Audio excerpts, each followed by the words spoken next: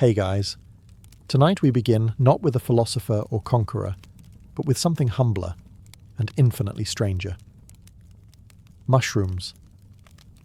Fungi that grow in the dark, feed on decay, and somehow convinced humanity they hold the secrets of the universe. From ancient shamans to medieval alchemists, mushrooms have been medicine, food, poison, and occasionally divine customer service. So before you get comfortable, take a moment to like the video and subscribe, but only if you genuinely enjoy what I do here. And let me know in the comments where you're tuning in from and what time it is for you. It's always fascinating to see who's joining us from around the world. It's around 40,000 years ago, and humanity is having a rough time. You're barefoot, hungry, and one bad winter away from extinction. The menu consists of whatever doesn't run away fast enough. Roots, berries, and things that look edible if you squint hard enough. That's when someone spots it. A small, colourful lump growing out of a log.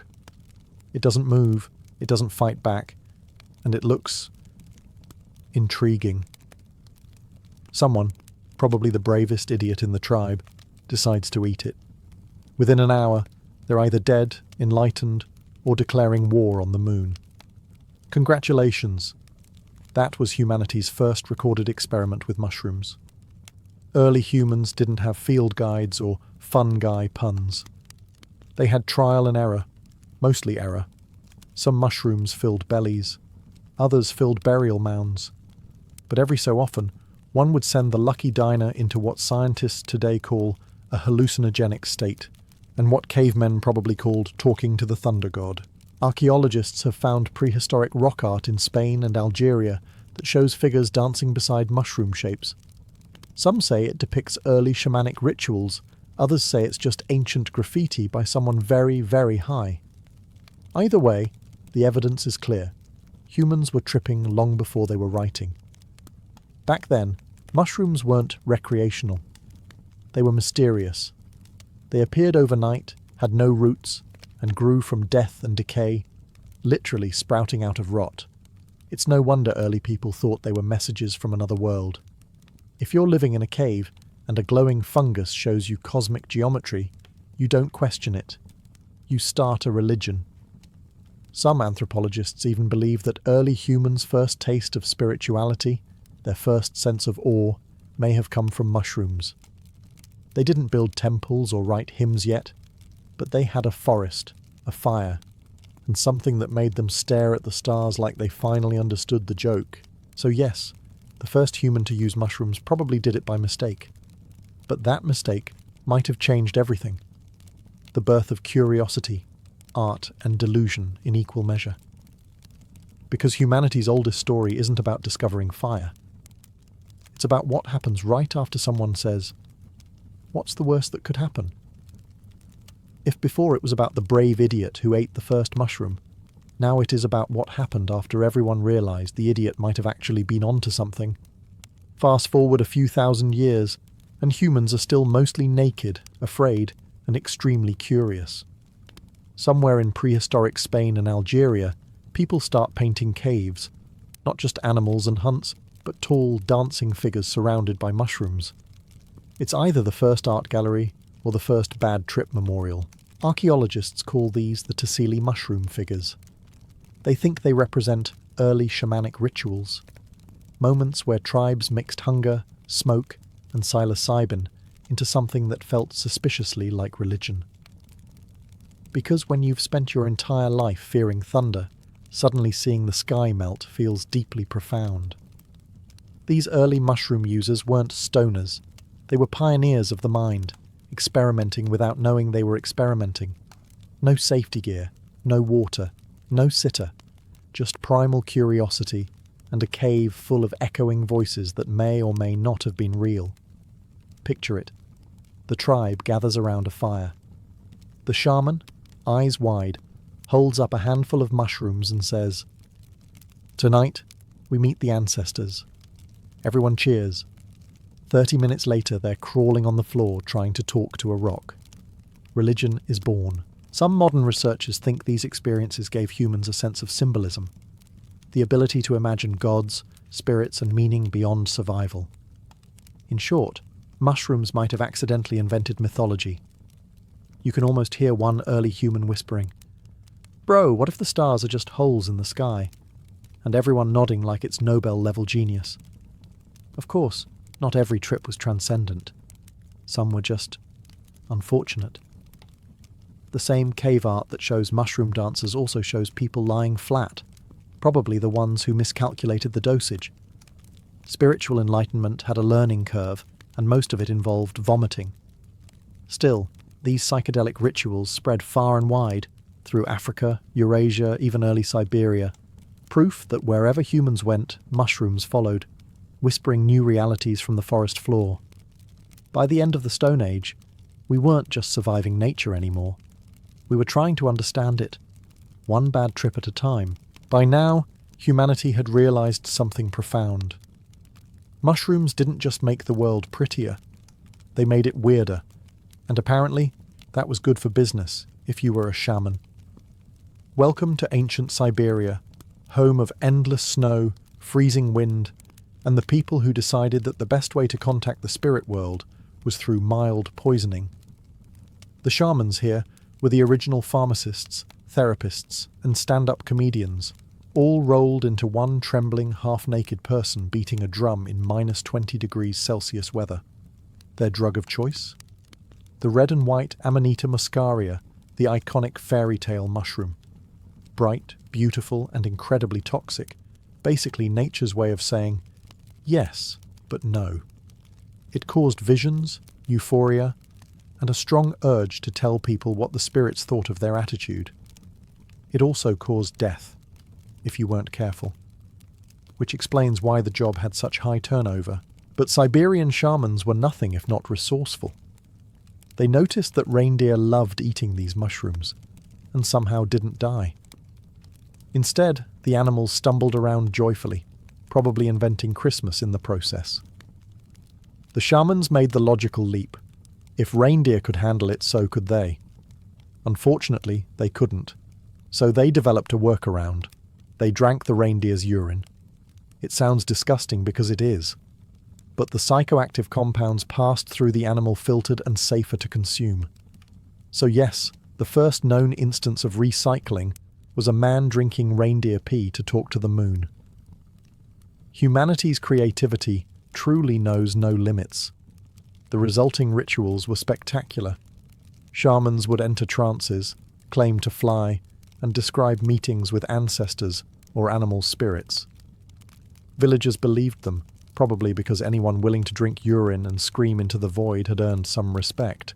For all their insanity, these rituals worked, at least socially. They unified tribes, explained the unexplainable, and gave people hope that someone, somewhere, knew what was going on.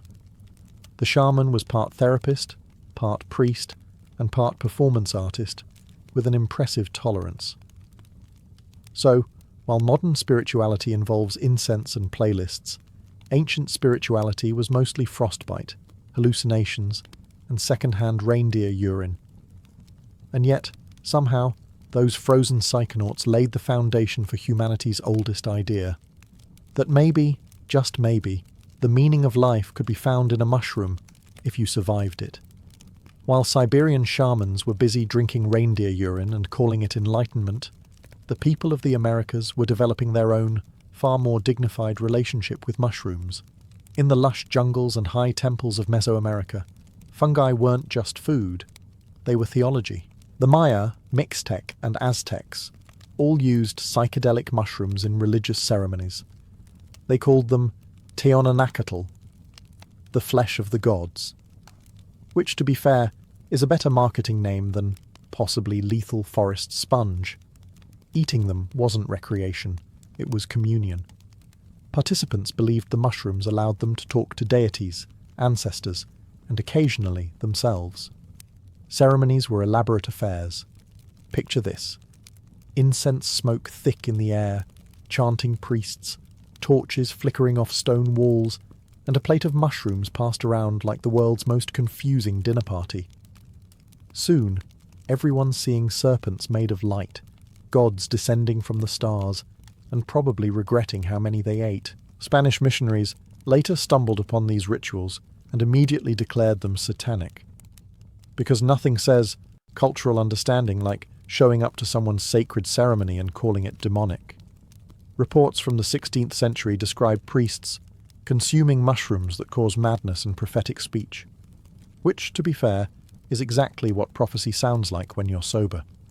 To the Aztecs, though, these experiences were divine truth. Mushrooms were sacred bridges, a way to experience life and death in one sitting. Warriors ate them before battle to see visions of victory, or more realistically to stop caring about dying. The nobility used them in feasts, mixing ecstasy with cosmic symbolism. The gods approved, the stomachs did not. When the conquistadors arrived, they banned the practice, burned the temples, and forced conversions, because clearly the best way to save a soul is to ruin the party first.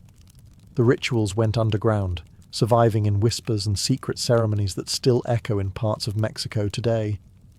So while Europe was terrified of mushrooms, Mesoamerica had already mastered them, philosophically, spiritually, and gastronomically. They didn't just use mushrooms to escape reality, they used them to understand it. Unfortunately, Europe's contribution to the discussion was, as usual, "Stop that, it looks fun." While the Aztecs were chatting with their gods through mushrooms, the ancient Egyptians were busy turning fungi into both food and myth, which is what Egypt did with pretty much everything. If something looked mysterious, glowed strangely, or smelled like it came from another world, they assumed it was divine. And mushrooms? They checked all three boxes. The Egyptians called them the food of immortality. Pharaohs believed they were sent from Osiris himself, a gift from the afterlife, sprouting from the dark, fertile soil of the Nile. Which makes sense, because nothing says eternal life like something growing out of decomposition. They treated mushrooms as a delicacy reserved for royalty and priests. Commoners were banned from eating them. The world's first recorded instance of gatekeeping psychedelics. In paintings and papyri, mushrooms appeared in the hands of healers, high priests, and gods, though curiously, never anyone smiling. Mushrooms also found their way into medicine. Egyptian physicians crushed them into poultices for inflammation and digestive issues, proving once again that ancient medicine was mostly just rub this on it and pray. They were stored in apothecaries alongside lotus flowers, honey, and other natural remedies that worked mainly on optimism. Of course, not everyone saw mushrooms as holy. Some saw them as a very convenient way to solve political problems. When Emperor Claudius later died of a poisoned mushroom, yes, the Romans learned from the Egyptians, the phrase, "the food of the gods," suddenly took on a darker meaning. Egypt may not have invented the mushroom assassination, but it definitely would have appreciated the aesthetic. Still, the Egyptians' reverence for fungi wasn't entirely misplaced. They noticed mushrooms appeared overnight, seemingly from nowhere, and decayed just as mysteriously. To them, that cycle mirrored death and rebirth. The same philosophy that built pyramids, preserved mummies, and invented the concept of pharaoh still working remotely from the afterlife. So, in true Egyptian fashion, mushrooms became both divine and deadly, a symbol of eternity that could still kill you before dinner. They didn't know about spores, enzymes, or mycelium networks. They just knew that if a plant popped out of the ground without explanation, it was either sacred or a lawsuit waiting to happen. By the time mushrooms reached ancient Greece, humanity had already figured out two important things. Alcohol makes people loud, and fungi make people weird. So naturally, the Greeks combined both into something they called religion. Welcome to the Eleusinian Mysteries, a secret initiation ceremony so exclusive that participants were legally forbidden to talk about it. Which is impressive, considering most of them were probably too high to form complete sentences anyway. Every year, thousands of Athenians, including philosophers, statesmen, and the occasional drunk playwright, travelled to Eleusis to experience enlightenment through a drink called kykion. It was a barley-based brew, possibly laced with ergot, a fungus that grows on grain and happens to contain the chemical foundation for LSD. That's right. The path to divine truth may have started with a mouldy smoothie. The ritual itself was part spiritual awakening, part group hallucination. Participants fasted, drank kykeon, and then wandered through torchlit tunnels, while priests shouted cryptic phrases about death and rebirth. By dawn, everyone emerged claiming to have seen the mysteries. Historians still argue about what that means, but judging by the art, it involved a lot of nudity, snakes, and vague optimism. Of course, ancient Greece was already full of people who didn't need help questioning reality. Plato and Aristotle built entire careers on confusing their students. But the mysteries took it further. They promised first-hand experience of eternity. Or, at the very least, a fantastic excuse to skip work for 3 days. It wasn't just about drugs, though. It was about confronting mortality in a world that didn't yet have Netflix. The Greeks genuinely believed the kykeon ritual could dissolve fear and unite mortals with the gods. The fact that it also made you see purple horses was just a bonus. Naturally, the Romans later banned it. They called it unseemly and dangerously joyful, which, in Roman terms, meant fun and therefore illegal. So while most of Greece was inventing democracy and geometry, Eleusis was out there quietly inventing psychedelia. And they might have been onto something. Thousands swore it changed their lives. But let's be honest. So would accidentally discovering LSD in your breakfast. The Greeks may have seen mushrooms as divine portals to enlightenment, but the Romans took one look at them and said, "That would go great with olive oil." To Rome, everything was a matter of class. The upper crust, the senators, generals, and anyone who owned more than one bath, developed a taste for mushrooms. They were exotic, fragrant, and most importantly, expensive. Eating them wasn't about nutrition, it was about status. The same logic still applies today with truffles and overpriced water. Roman banquets were spectacular displays of excess, tables piled high with roasted peacocks, honeyed dormice, and of course, sautéed mushrooms. Guests didn't ask what kind. That's because mushrooms came in 2 varieties, delicious and fatal. It was like Russian roulette with better seasoning. The Emperor Claudius learned that the hard way. History says his ambitious wife, Agrippina the Younger, served him a plate of mushrooms in 54 CE, seasoned, succulent, and laced with a generous sprinkle of poison. He died shortly after, and Agrippina calmly declared her teenage son Nero the new emperor. Rome mourned briefly, then added mushroom to the list of political assassination tools, right between dagger and stairs. Romans even gave mushrooms a nickname after that, Cibus deorum, food of the gods, which is ironic, because the gods were apparently hungry for emperors. Still, the culinary craze continued. Mushroom dishes stayed popular, partly because nobody wanted to look suspiciously sober at a feast, but not all fungi were deadly. Roman physicians like Dioscorides catalogued edible species for medical use, to treat wounds, soothe pain, and occasionally purify the humours, which was ancient code for cause diarrhea. Farmers used mushrooms to fertilise fields, while philosophers debated whether they were plants, animals, or divine mistakes. To most Romans, mushrooms symbolised life's great gamble. Everything looked beautiful until it wasn't. The same could be said of the empire itself. So while Greece saw mushrooms as messengers of the gods, Rome saw them as garnish, unless of course you were on Agrippina's bad side. Then they were destiny. By the time Nero finished tuning his lyre and setting things on fire, the lesson was clear. Mushrooms may not be evil, but they do seem to have excellent timing. While Rome was turning mushrooms into murder weapons, the ancient Chinese were quietly turning them into medicine. Because where Europe saw a suspicious fungus, China saw a potential cure, or at least a really impressive excuse to avoid dying. Enter the legendary Emperor Shen Nong, the mythical father of herbal medicine. Around 200 BCE, he was said to have personally tested hundreds of plants, poisons, and fungi to see what worked and what didn't. According to legend, he died doing this, which is either heroic or the most predictable outcome in medical history.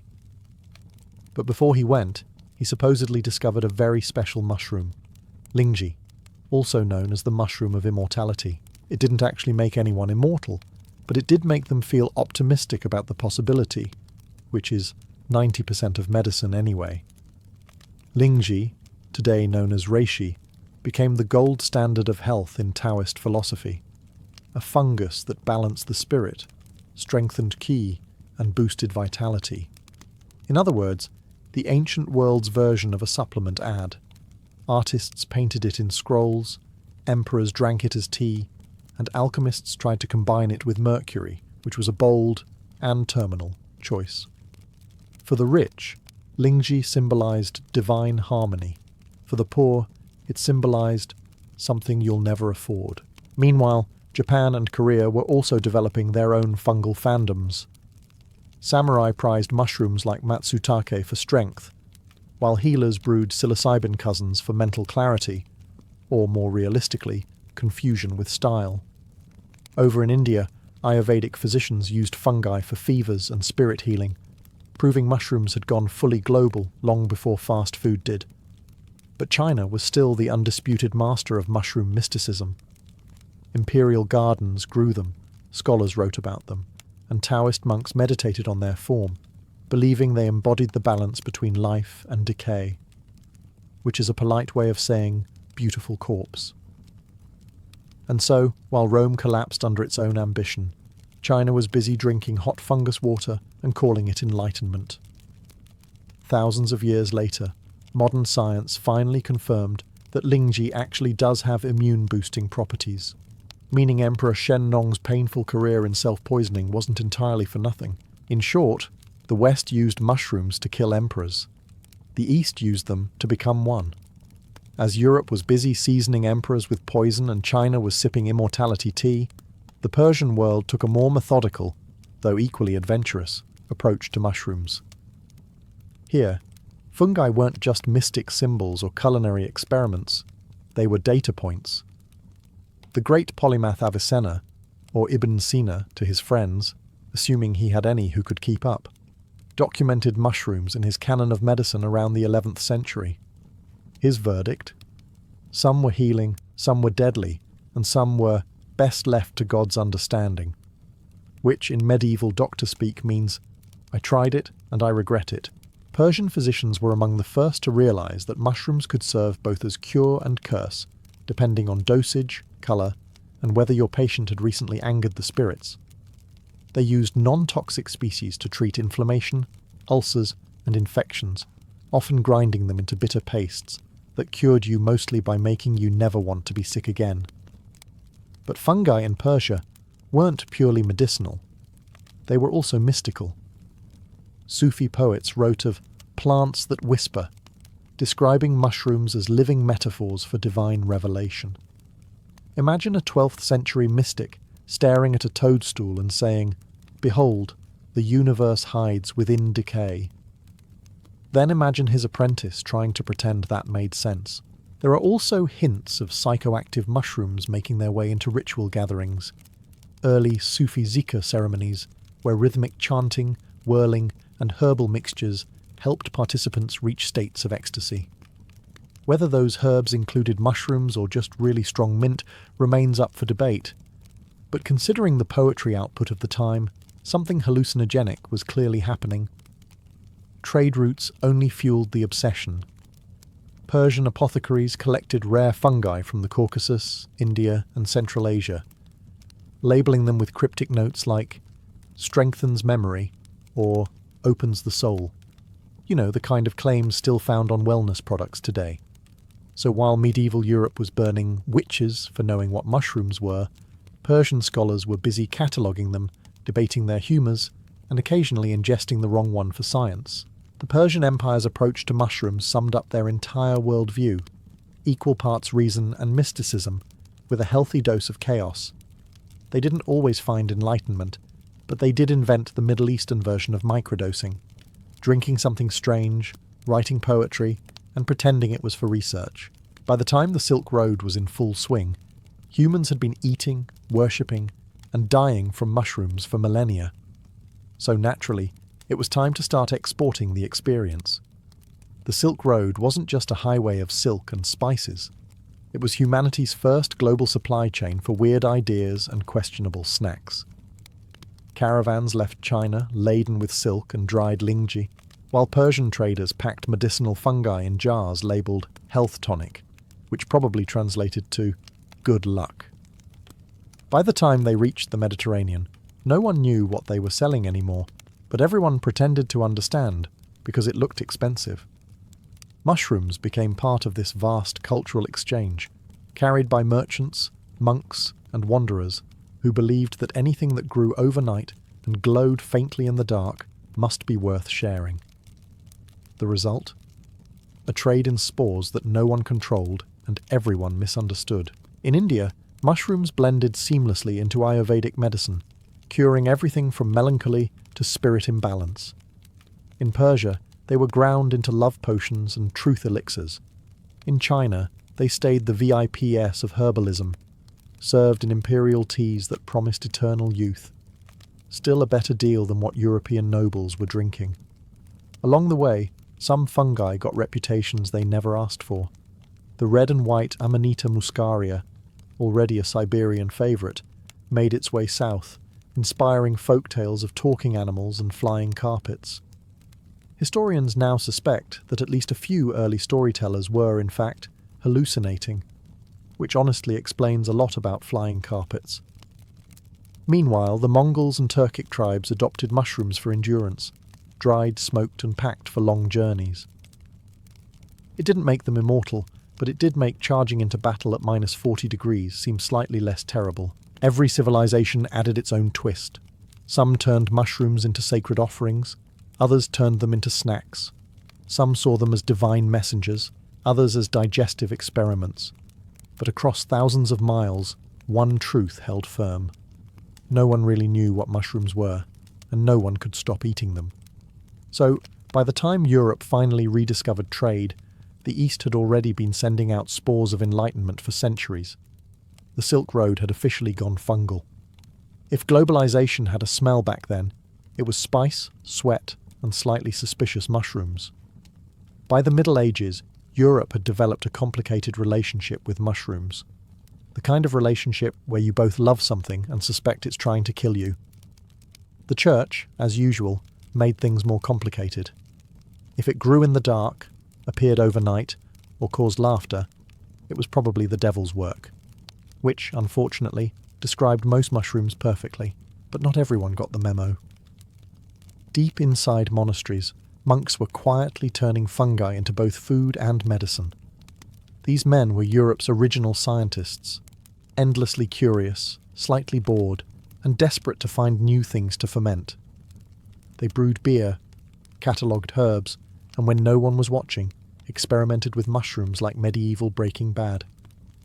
To a monk in the 12th century, mushrooms were miracles of efficiency.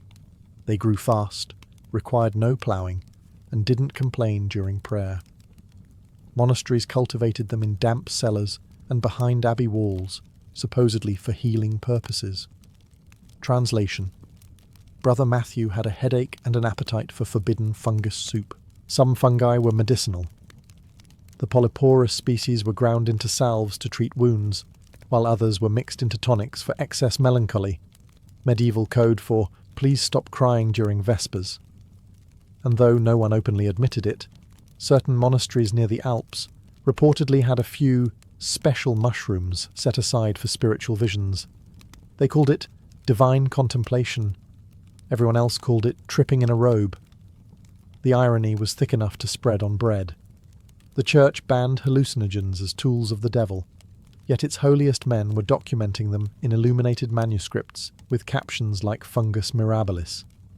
It was either theological hypocrisy or really advanced marketing.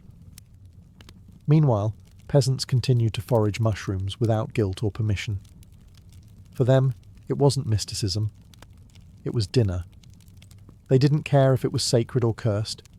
If it fried well with butter, it was going in the pot. So in an age where laughing too loudly could get you exorcised, mushrooms remained Europe's quiet rebellion, hidden under cassocks, stewing in kitchens, and scribbled into the margins of prayer books. Because even in the age of faith and fire, there were still a few monks who believed enlightenment could be found, not just in scripture, but in a damp cellar with good lighting and questionable hygiene. If monks saw mushrooms as quiet miracles, the church saw them as something far more sinister, tools of witches, demons, and women who asked too many questions. By the 14th century, anything that caused unusual behaviour was considered a pact with the devil. And since mushrooms were famous for causing laughter, confusion, and nudity in fields, they fit the profile perfectly. This was the golden age of paranoia, the era where Europe collectively decided that women with gardens were dangerous. The so-called witches' ointments became the focus of moral panic. They allegedly contained herbs like belladonna, henbane, and yes, Amanita muscaria, the red and white mushroom that could make you believe your broomstick had a flight mode. People claimed witches rubbed these concoctions on their skin to fly to the Sabbath. In reality, they were probably lying naked in a shed, high as the stratosphere, and describing it with a lot of enthusiasm. Meanwhile, ergot fungus, the same grain mould that inspired the Greek kykeon, made surprise comebacks across Europe.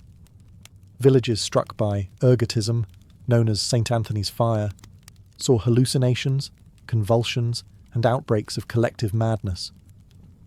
To the church, this was proof of demonic activity. To modern medicine, it was proof that rye doesn't age well. Of course, no one knew that at the time. Entire communities blamed local women for the strange behaviour of their neighbours. One man danced naked in the market square, clearly witchcraft. Another saw angels made of bees. Definitely the devil. By the time anyone noticed the bread was glowing, the accused were already tied to a stake. But the association between mushrooms and witchcraft wasn't just fear, it was also fascination. Secretly, European elites were collecting and experimenting with these demonic plants. Physicians and alchemists kept them in their private gardens, labelling them as curiosities. Nothing says hypocrisy like banning something in public and snorting it in private. So while peasants risked burning for eating the wrong stew, scholars were busy tripping for research. The Middle Ages were weird that way. Public repression, private revelation, and a lot of accidental poisonings. The church may have tried to brand mushrooms as portals to hell, but all it really proved was that the devil had excellent taste in aesthetics. While the church was busy accusing every woman with a basket of herbs of witchcraft, some people quietly kept Western medicine from collapsing entirely. They weren't priests or scholars. They were folk healers, herbalists, and midwives. The stubborn few who understood that mushrooms could do more than summon Satan. These women, and the occasional bearded outlier, learned their craft from generations of observation. They knew which fungi cured wounds, which reduced fever, and which would send your soul on an unscheduled vacation. Their pharmacy wasn't stocked with relics or incense. It was baskets, jars, and a solid working knowledge of when not to eat something that glowed.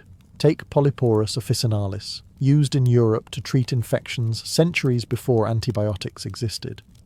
Or Fomes fomentarius, the tinder fungus, which doubled as both wound dressing and primitive bandage. These women knew that the forest floor could save a life faster than any priest with a prayer book.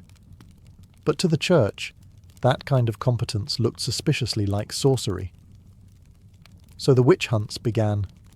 Every village had its share of wise women, and every inquisitor had a quota. If you could make a tonic that worked, you were accused of consorting with demons. If you failed, you were just bad at your job. Either way, someone got burned. The 15th century was basically a long, deeply unpleasant Yelp review for medieval healthcare.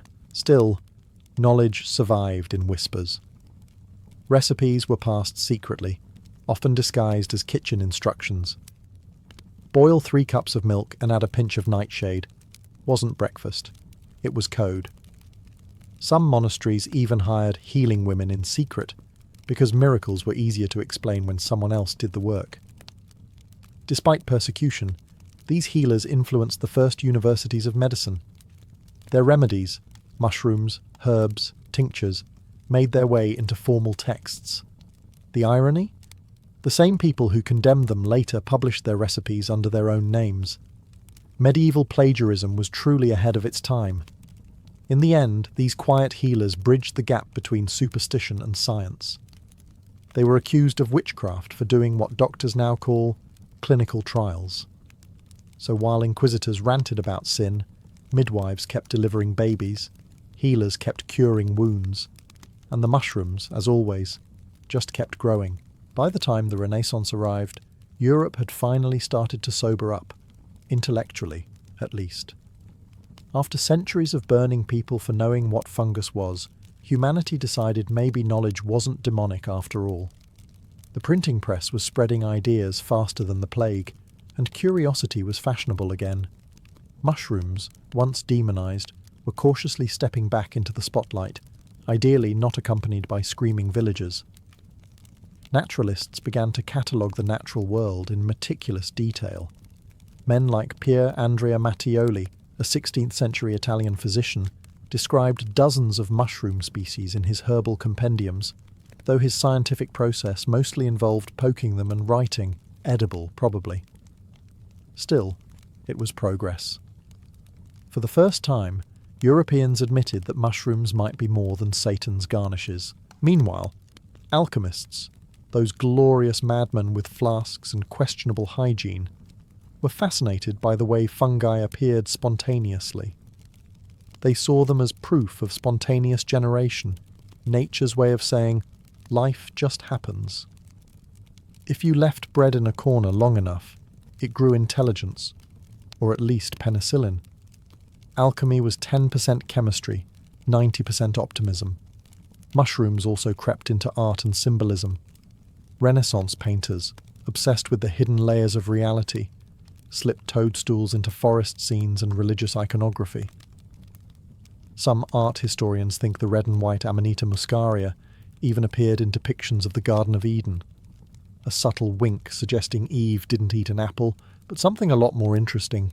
In the courts, noble collectors kept cabinets of curiosities filled with seashells, fossils, and dried mushrooms.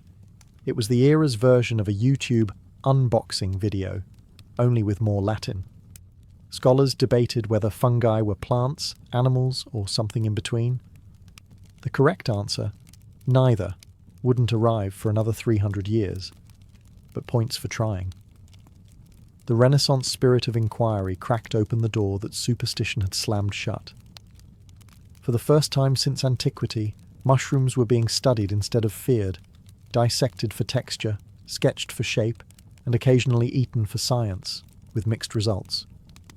In short, humanity had rediscovered curiosity, and immediately started poisoning itself again, but this time with better lighting and perspective technique. The Renaissance gave mushrooms a seat at the intellectual table.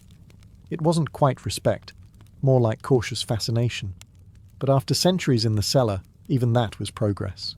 By the end of the Renaissance, mushrooms had officially survived everything: religion, superstition, and several rounds of accidental self-poisoning. Humanity had spent thousands of years calling them food, medicine, miracle, and murder weapon. And somehow, the mushrooms just kept showing up. If resilience were an art form, fungi would have their own wing in the Louvre. As Europe tiptoed into the Age of Enlightenment, science began poking around in places faith had politely ignored. Microscope lenses revealed that mushrooms weren't cursed plants or half-formed beasts, but something entirely different, a separate kingdom of life. It was the biological equivalent of learning your quiet neighbour is actually royalty. Naturalists like Carl Linnaeus tried to classify them, though his categories were about as accurate as medieval weather forecasts. Later, Joseph Pitton de Tournefort, an 18th century botanist who sounded like he'd argue with anyone about anything, insisted mushrooms reproduced through seeds invisible to the human eye. He wasn't wrong, just several centuries premature. Meanwhile, fungi were quietly changing the world in ways no philosopher predicted. In bread, in beer, in wine, they were the unseen workforce of civilization. Every monk who brewed ale owed a silent debt to yeast, and every baker to a puff of fungal chemistry. Humanity was basically living off controlled rot. By the 19th century, science had caught up. Mycology, the formal study of fungi, became an actual profession instead of a life-threatening hobby. Doctors began using mold extracts to treat infections. Artists painted mushrooms not as omens, but as objects of beauty. And for the first time, no one got executed for owning a particularly colourful one. Mushrooms had come full circle, from ancient shamans' hallucinogens to Renaissance curiosities to scientific marvels. Even now, they remain everything at once: food, poison, cure, and cosmic mystery. They heal and they kill. They feed empires and fuel enlightenment retreats. They're the universe's reminder that beauty and danger are sometimes the same organism. So, when did humans start using mushrooms? Long before history, long before gods, and long before anyone could spell psychedelic. We didn't find mushrooms. They found us. And ever since, they've been quietly whispering from the forest floor, reminding humanity that the best ideas often begin with a terrible snack and a very bad decision. Before she was a queen, Zenobia was a child of the desert, a daughter of sunburnt stone and wind-blown silk. Born around 240 CE in the caravan city of Palmyra, she grew up surrounded by an empire of contradictions. Palmyra was no ordinary Roman province. It was a meeting point between East and West, where Greek marble met Arabian incense and Latin orders echoed through temples of Babylonian gods. In that strange harmony, Zenobia learned to balance worlds long before she ever ruled one. Her family claimed descent from Cleopatra, and Zenobia seemed determined to live up to that legend. As a girl, she received an education that few men of her age could rival. She spoke Greek, Aramaic, Coptic, and Latin, switching tongues as easily as she switched moods. When she wasn't studying Plato or Egyptian chronicles, she was in the saddle, galloping through the desert dunes with a bow in her hand and a hawk on her arm. Her teachers said she possessed virtues, Roman courage, but her heart belonged to the sands of the East. Palmyra's wealth came from the caravans that threaded through the Silk Road, and young Zenobia often watched from the city gates as merchants from Persia, India, and even China arrived with jewels, spices, and silk. She studied them, their languages, their manners, their weaknesses. Every interaction was a lesson. Every gift of incense or gold was a reminder that power often hides behind trade routes and treaties, not swords. Even in her youth, Zenobia's beauty was noted. Olive skin, dark eyes, a voice that could sound both musical and commanding. But her charm was never her true weapon. It was her intellect, sharp, strategic, and dangerous, that made her unforgettable. She didn't dream of becoming a Roman empress. She dreamed of something greater. An empire of her own, ruled not from Rome, but from the desert heart of Palmyra. By the time she reached adulthood, those around her sensed the pull of destiny. The city's priests called her Bat Zabai, daughter of the gods. Her enemies called her ambitious. Both were right. Beneath the silks and jewels, Zenobia was already sharpening her mind like a blade, preparing for the day the desert would rise. Zenobia's rise to power began beside a man who knew the game of empire, her husband, Odaenathus, the warlord of Palmyra. He was everything a Roman emperor loved in a subordinate: loyal, brutal, and effective. Rome relied on men like him to guard the fragile eastern frontier against Persian invasions. But Odaenathus didn't just serve Rome, he outshone it. When the Persians humiliated Emperor Valerian by capturing him alive, Odaenathus struck back, driving Persian armies deep into their own territory. The Romans celebrated him as the restorer of the East. Zenobia watched quietly, memorizing every move. Their marriage was not the story of a submissive wife and her mighty husband. Odaenathus respected her mind, an unusual trait for the 3rd century. She joined his councils, advised on strategy, and corresponded with Roman governors on his behalf. While he commanded legions, she commanded respect. Together they ruled Palmyra as a city-state within an empire, walking that thin line between loyalty and ambition. But empires are jealous creatures. Rome tolerated Odaenathus so long as he fought their wars. The moment he grew too successful, whispers began to spread that he might make himself emperor of the East. In 267 CE, after a victorious campaign, Odenathus and his eldest son were assassinated. No one ever proved who ordered it. Some say it was a Roman plot, others blame a relative with royal envy. A few even whisper that Zenobia herself had a hand in it, though no evidence survived. What is certain is this: she did not grieve long. The throne of Palmyra passed to her young son, Verbalathus, and Zenobia, as his regent, seized real power. Rome expected a puppet queen. What they got was a strategist wrapped in silk. She put on mourning black, but beneath the veil was iron. She reformed the army, tightened the caravan trade, and secured alliances with desert tribes. Courtiers began to notice that every decision in Palmyra now carried her signature. To the Romans, she sent polite letters affirming loyalty. To her generals, she gave quiet orders to prepare for expansion.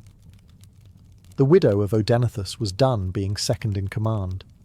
The desert had lost its general, but gained its queen. By the early 270s, Palmyra was no longer just a city of merchants. It was an empire in everything but name. Zenobia ruled from her marble palace like a woman possessed by vision. Her court mixed Greek philosophers, Persian nobles, Arab warriors, and Egyptian priests, a council that mirrored the cultural kaleidoscope of her realm.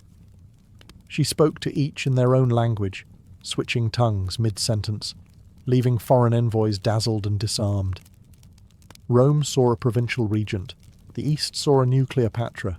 Zenobia knew symbols mattered. She minted coins showing her son Verbalathus wearing the laurel wreath of Roman emperors, while she herself appeared as Augusta, the title reserved for empresses. To Rome, this was a polite provocation. To her people, it was a declaration. Palmyra was equal to Rome, not beneath it. Her palace was filled with scholars debating Plato and military men sharpening their swords. It was philosophy and conquest in perfect rhythm, exactly how Zenobia liked it. She spent her mornings on horseback reviewing troops, archers from the desert tribes, armoured cataphracts from Persia, and mercenaries from as far as Cappadocia.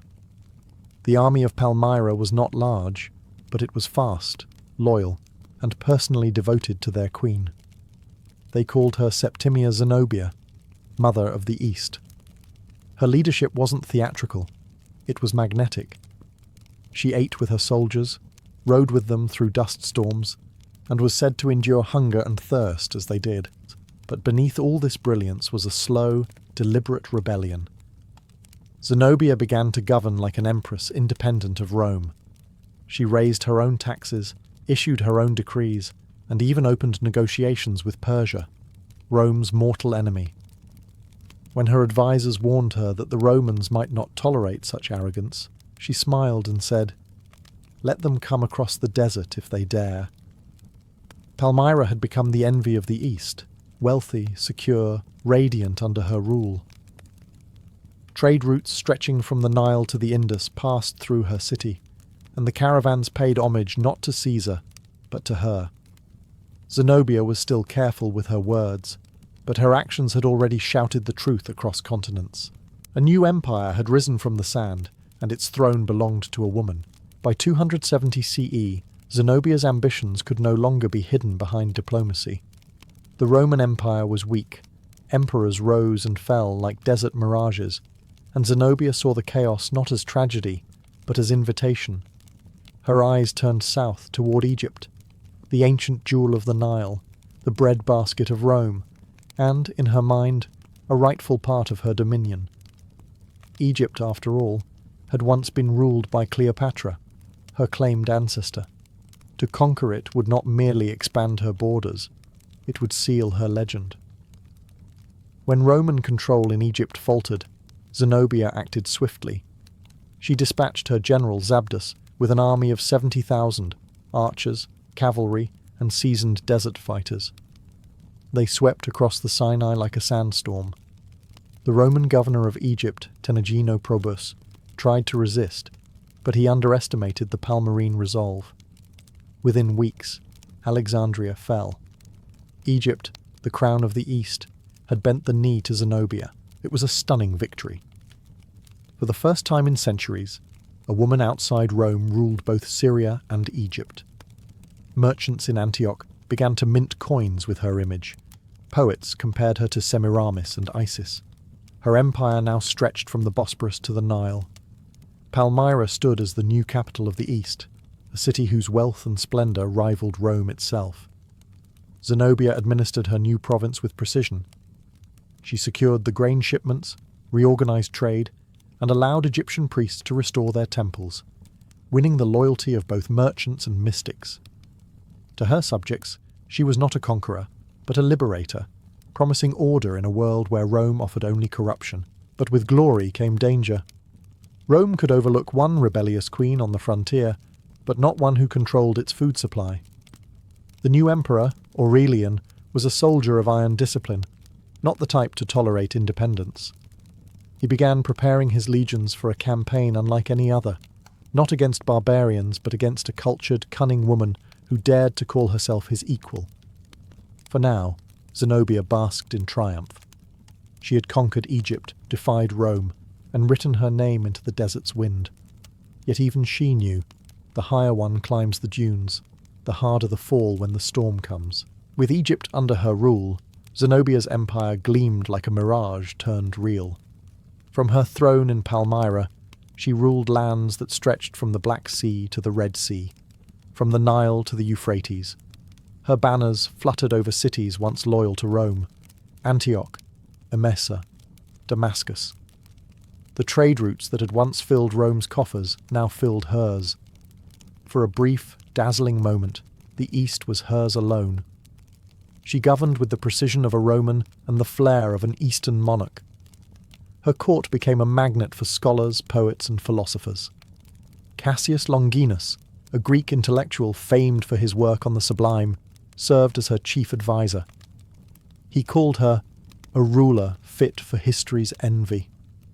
Under her command, Palmyra blossomed into a cultural capital, its columns rising like golden ribs against the desert sky, its markets buzzing with traders from India, Persia, and Arabia. Zenobia herself was a paradox. She dressed like a Roman empress but ruled like a pharaoh. She read Homer in Greek but offered sacrifices to Syrian gods.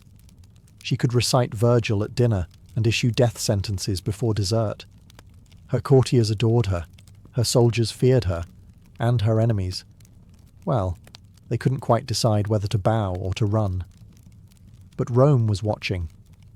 Emperor Aurelian had crushed rebellions in the west and restored discipline to the legions. He heard reports of Zenobia styling herself Augusta, placing her face beside his on coins, and daring to call her son Emperor of the East. To a Roman general, that wasn't ambition, that was treason. Still, Zenobia held her ground. She knew the sands of the East better than any Roman. She reinforced city walls, stockpiled grain, and secured alliances with nomadic tribes. To her people she promised freedom from Rome's corruption. To her enemies she promised swift punishment. She was no longer the regent queen of Palmyra. She was the sovereign of an empire. Her rule was a balancing act of intellect and audacity, of silk and steel. Yet beneath the splendour of her desert court, tension coiled like a serpent.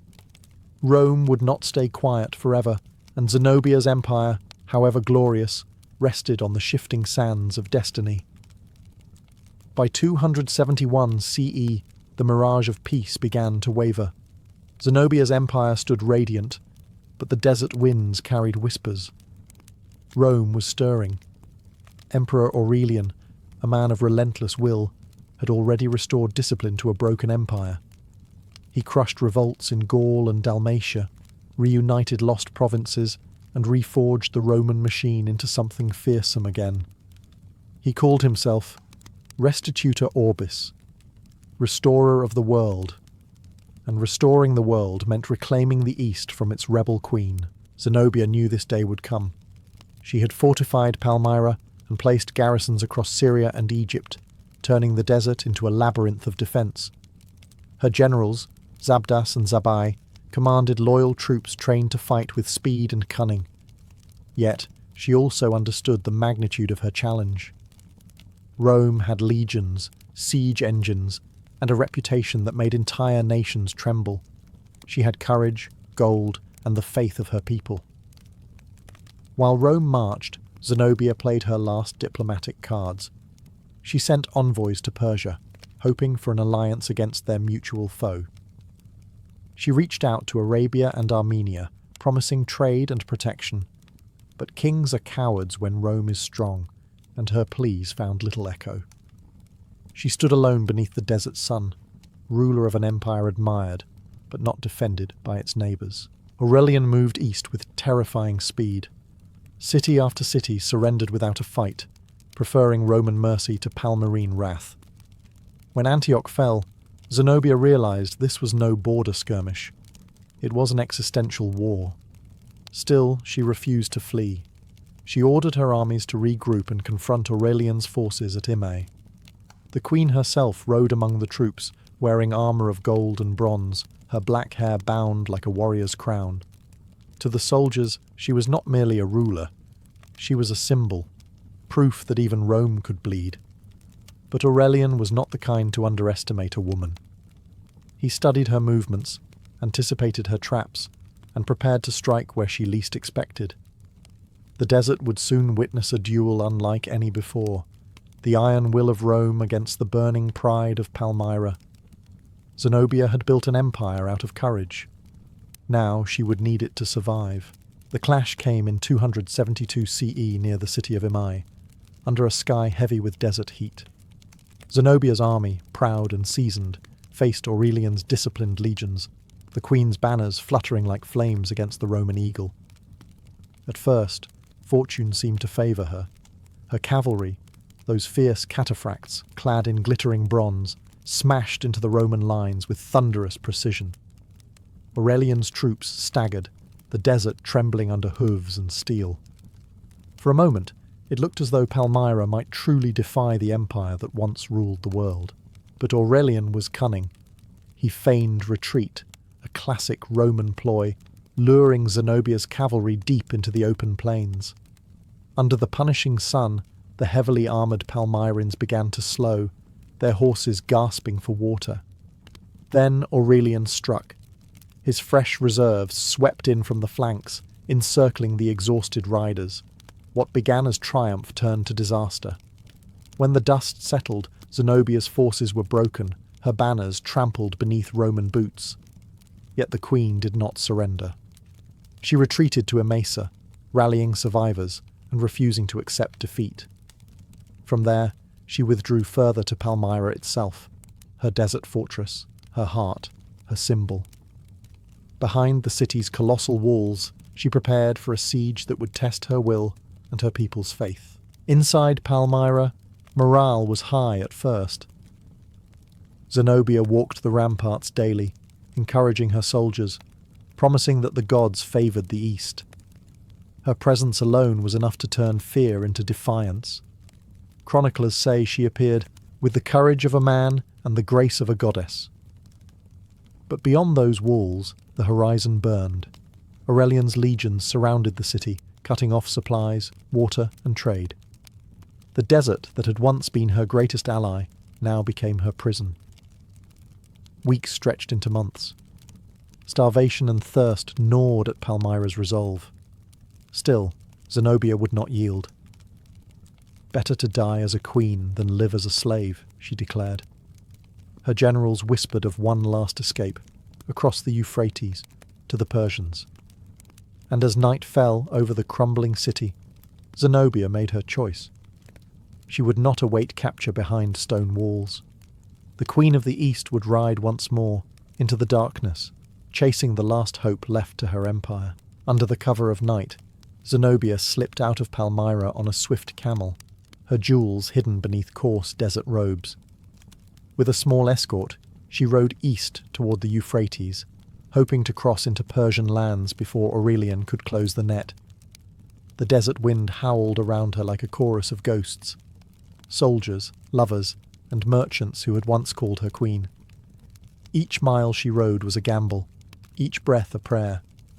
If she could reach Persia, she might rally allies and return in glory. But fate, like the desert, is merciless. Aurelian's scouts were faster. As dawn broke, they spotted her party near the river. Roman cavalry thundered across the plain, the sun glinting off their armour like blades of light. Zenobia urged her camel forward, desperate to reach the opposite bank, but exhaustion betrayed her. Her mount faltered in the shallows, and Roman hands seized her reins. The warrior queen of Palmyra, the woman who had defied Rome itself, was taken alive. When the news reached Palmyra, the city's spirit broke.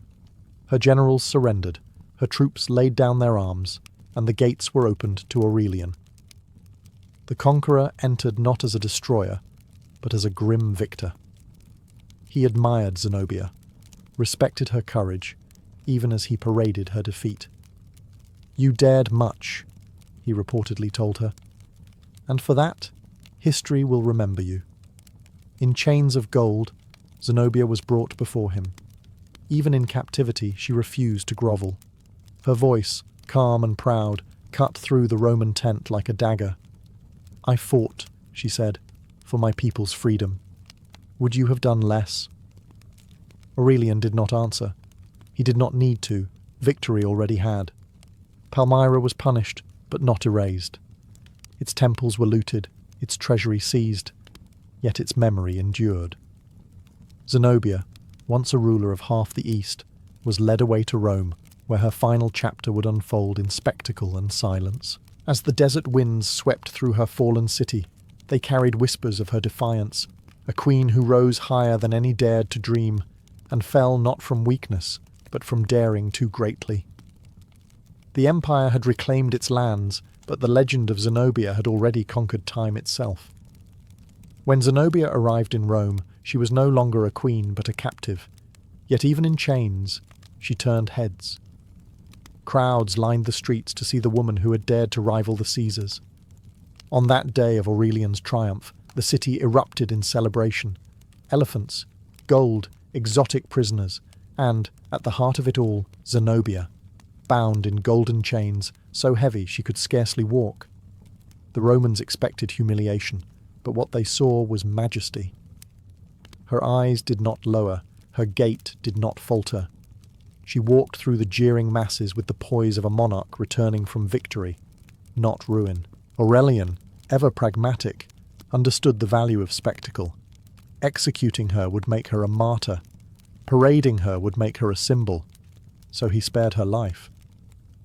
According to Roman accounts, he granted her a villa in Tibur, modern Tivoli, where she lived out her remaining years in comfort, surrounded by gardens and philosophy. Some say she married a Roman senator and became a respected matron. Others believe she spent her days quietly teaching her children, reminding them of the city once called Palmyra, the bride of the desert. History, as always, refuses to confirm which version is true. But what survived, and still burns, is her legend. To her enemies, she was a rebel who defied the empire. To her admirers, she was a philosopher queen, the last light of the classical world before it dimmed into the dark ages. She ruled with intellect instead of inheritance, audacity instead of permission. In an age when women were expected to adorn thrones, not seize them, Zenobia rode into history with a sword in one hand and a scholar's scroll in the other. Palmyra would never regain its glory. The sands reclaimed its streets, its columns crumbled, and its empire vanished into dust. Yet Zenobia's name endured, whispered by historians, sculpted by poets, painted by romantics. She became what every conqueror secretly fears and every dreamer secretly adores, a reminder that empires can be built not just by men with armies, but by women with vision. Her story closes not with defeat, but with defiance, the echo of a queen whose courage outlasted her crown. In the shining heart of classical Athens, the city that gave birth to democracy, theatre, and philosophy, half the population lived behind closed doors. While men gathered in the agora to argue about justice and freedom, Women moved like shadows through private courtyards, forbidden from public debate and civic life. Athens celebrated liberty, but only for men. For women, virtue meant silence, modesty, and invisibility. An Athenian woman was not a citizen. She could not vote, own property independently, or represent herself in court. Her name was rarely spoken outside her family. To mention a respectable woman in public was considered improper. Even her face was often hidden, her life measured by obedience and discretion. And yet, beneath this veil of anonymity, she was essential. Every home, every lineage, every fragment of domestic order depended on her. From the moment of birth, her destiny was decided by gender. A boy would be lifted into his father's arms, presented to the gods, and raised to speak in the assembly.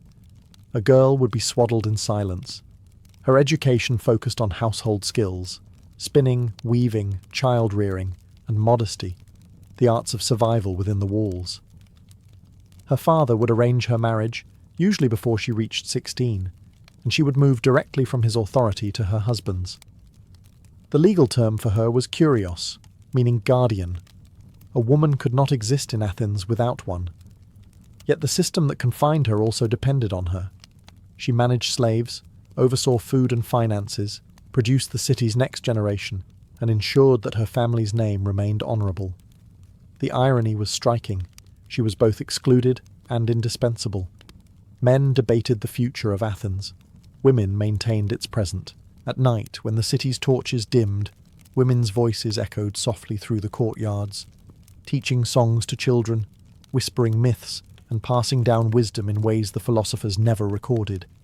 They might have been invisible in public, but their influence seeped through every household, shaping the morals and values that sustained Athenian life. They were the quiet architects of civilization, unseen, unheard, and yet inescapably vital.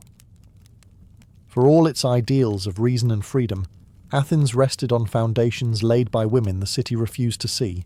For an Athenian woman, the home was her universe, and the Gymnasium was its centre. This women's quarter, often located deep within the house, was both sanctuary and prison. Its purpose was simple: to separate women from the outside world. In Athens, a respectable woman did not wander the streets or mingle freely. Her duty was to remain within, preserving her virtue and her family's honour. The city prized the unseen woman, silent, modest, invisible, the very opposite of the courtesans and priestesses who moved freely in public. Within the Gymnasium, she reigned with quiet authority. She managed the household's finances, directed slaves, and supervised the weaving, one of the most respected domestic crafts in Athens. Weaving was more than a chore. It was symbolic of womanhood itself. To spin thread and create order from chaos was to mirror the divine work of Athena, patron goddess of both wisdom and weaving. Through this skill, women connected their domestic labour to something sacred. But this realm of order was also isolation. The only regular visitors a woman might see were family members and servants. Festivals provided rare moments of escape, like the Thesmophoria, a women's only celebration of fertility held in honour of Demeter. For 3 days each year, wives gathered outside the home, laughing, feasting, and performing secret rites far from male eyes. It was both religious devotion and rebellion, a brief taste of freedom before returning to confinement. Marriage cemented her enclosure. Once a bride entered her husband's home, she became mistress of the oikos, or household, but her power ended at the threshold. If she stepped beyond it without permission, tongues would wag, and her reputation could crumble. Even when her husband entertained guests, she was expected to stay out of sight, to be heard through servants, not through her own words. Yet inside those walls, she ruled with discipline and skill. She planned meals, ensured that slaves worked efficiently, and maintained the family's wealth. Every thread woven, every coin saved, every child raised bore her unseen influence. To the world, she was confined. Within her household, she was sovereign. The Gymnasium was her cage, but also her kingdom. In Athens, marriage was not a matter of love. It was an alliance, a transaction designed to preserve family honour and ensure legitimate heirs. A young woman, often no more than 14 or 15, was given by her father to a husband twice her age. The man's role was to provide protection and lineage. The woman's was to bear children and maintain the home. Romantic affection, if it existed at all, was a luxury reserved for poets. In the real world, marriage was an exchange of property, a dowry for respectability, fertility for social stability. The dowry, negotiated between families, was a woman's silent companion. It was her contribution to the union, but also her tether. Should the marriage dissolve, the husband was legally bound to return it, not out of generosity, but to prevent dishonour to her father's household. In Athens, reputation was currency, and a woman's behaviour reflected directly upon the men who owned her, father, husband, and sons. A single scandal could stain generations. The Athenian wife was expected to be loyal, modest, and discreet. Her public absence was her virtue, her chastity, her value. Her husband, meanwhile, was under no such restraint. He could entertain courtesans, visit hetairai, educated companions, and attend symposia filled with music, wine, and flirtation. Yet if his wife so much as spoke too freely to another man, her reputation could be destroyed. The double standard was not accidental. It was the architecture of control. Motherhood was the cornerstone of her worth. Bearing a son secured her position within the family and the city. A woman who failed to produce heirs risked being cast aside, replaced by another bride, or relegated to quiet irrelevance. Her role was sacred yet precarious. She gave life to citizens, but was denied citizenship herself. Still, within this system, women carved subtle power. A clever wife could manage her husband's estate, influence his decisions, and guide her children's futures. Through restraint and intelligence, she could become indispensable, the quiet strategist behind the facade of male authority. Marriage in Athens was not a union of equals, but a negotiation between visibility and survival. Behind every respectable man stood a woman, invisible yet essential, her dignity maintained through silence and strength. In the eyes of Athens, a woman's highest calling was motherhood, not for personal fulfillment, but for the service of the city. To bear children, especially sons, was considered her most patriotic act. The philosopher Pericles himself once declared that the glory of a woman was not to be talked about among men, yet every Athenian man owed his existence, education, and inheritance to the woman society refused to name. When a boy was born, his arrival was celebrated publicly. His father held him high before household gods, and later registered him as a citizen. The mother, meanwhile, recovered in silence. If a daughter was born, the ceremony was quieter, almost an afterthought. Girls were blessings for domestic continuity, but boys were the pillars of democracy. Athenian law was clear. Only a child born to an Athenian father and mother could become a citizen. This made wives vital, even as they were excluded from public life. Their wombs guarded the purity of the polis. The responsibilities of motherhood were immense. From infancy, the mother oversaw her children's care, discipline, and early education. Sons stayed with their mothers and nurses until the age of 7, learning stories of heroes, gods, and morality. These tales, often told at night by lamplight, were more formative than any classroom. They shaped the next generation's ideals before philosophy ever touched them. Daughters, meanwhile, were prepared for the same cycle: domestic skill, modesty, and obedience. Motherhood carried its own moral weight. A good mother was expected to embody restraint, wisdom, and loyalty. If a child dishonoured his family, the mother's name was whispered with blame. Her virtue extended beyond the home. It defined the moral fibre of Athenian society. Yet, despite this sacred duty, women had no control over their children's legal fates. Fathers could expose infants they deemed unwanted, a grim decision made without a mother's consent. Her role ended at the boundary between nurture and law. Still, the mother's influence lingered long after her silence. Her songs shaped citizens, her discipline moulded soldiers, her compassion softened philosophers.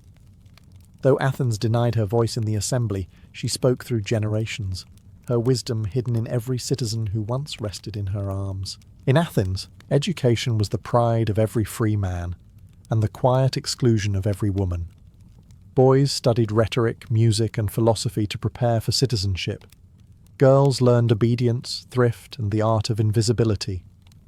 A boy's mind was sharpened for debate, a girl's was moulded for discretion. To educate a woman was seen as unnecessary, even dangerous. Knowledge, after all, led to independence, and independence was the one luxury no Athenian woman could afford. A girl's schooling began at home. Her mother or nurse taught her domestic skills, how to spin wool, bake bread, mix perfume, and manage servants. She learned how to keep accounts, how to ration food, and how to move quietly through her own house. The loom was her textbook, the spindle her diploma. Even stories, myths, and songs were filtered through the lens of morality. The message was always the same: modesty, restraint, silence. There were, of course, rare exceptions. Families wealthy or eccentric enough to educate their daughters. These women could read the epics, quote the poets, even write letters. But their intelligence was meant to remain private, a quiet ornament to their virtue. A woman too clever, too outspoken, risked ridicule or suspicion. The Greeks admired Athena, goddess of wisdom, but would never tolerate a mortal woman who acted like her. By contrast, education for boys was a public affair: gymnasia, tutors, and philosophical discussions in the agora. They learned to argue, to lead, to make laws. Athenian democracy depended on eloquence, yet half its population was deliberately kept voiceless.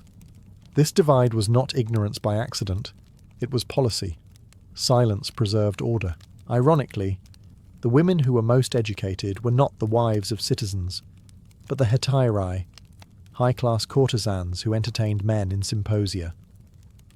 These women studied philosophy, poetry, and politics so they could engage men's intellects. They were outsiders, yet they moved in circles forbidden to respectable wives. It was the cruelest of paradoxes. Athens feared educated women, but paid them handsomely to speak. In a city that worshipped the mind, the female intellect was hidden like contraband.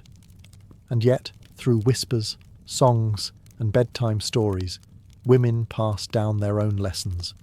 The quiet wisdom that no philosopher could silence. Though excluded from politics, Athenian women found power where men feared to tread, in the sacred world of the gods. Religion offered them a rare stage, a realm where their voices, movements, and rituals shaped the spiritual rhythm of the city. Within temples and festivals, women were not shadows. They were conduits between the mortal and divine. The most honoured role a woman could hold was that of a priestess. Unlike civic offices, which were closed to women, priesthoods carried genuine authority and respect. The priestess of Athena Polias at the Parthenon ranked among the most influential figures in Athens, consulted by generals, revered by citizens, and paid by the state. Her word could bless armies or condemn decisions. In a world where men made laws, she made meaning. Religious festivals gave all women, rich or poor, brief freedom from the confines of the home. During the Thesmophoria, wives gathered in secret to honour Demeter, goddess of fertility and harvest. For 3 days, the city belonged to them. They feasted, joked, performed ancient fertility rites, and spoke freely about marriage, men, and childbirth. No husbands were allowed to attend. To the male eye, it was a mystery. To women, it was liberation. Other festivals, like the Panathenaea, allowed women to participate in civic life symbolically. They wove the peplos, a sacred robe for the statue of Athena, a labour of piety and pride. When the finished garment was carried in grand procession to the Parthenon, it was both a religious offering and a statement of quiet presence. Women might not speak in the assembly, but their work adorned the city's goddess. Religious roles blurred the lines of gender. A woman who could not step into the agora could step into a temple. She might not debate laws, but she could interpret omens, oversee rituals, and mediate with the divine. Within this sacred sphere, women wielded a kind of invisible sovereignty, not through force or law, but through faith. In a society that confined them, religion became their loophole. Behind veils and incense smoke, Athenian women claimed a form of dignity that even the philosophers could not explain, the power to stand before the gods as equals. If the Athenian wife was expected to be silent, the courtesan, or hetaira, was celebrated for her voice. Athens divided its women into two worlds, the respectable and the desirable. The wife guarded the home, the courtesan animated the symposium.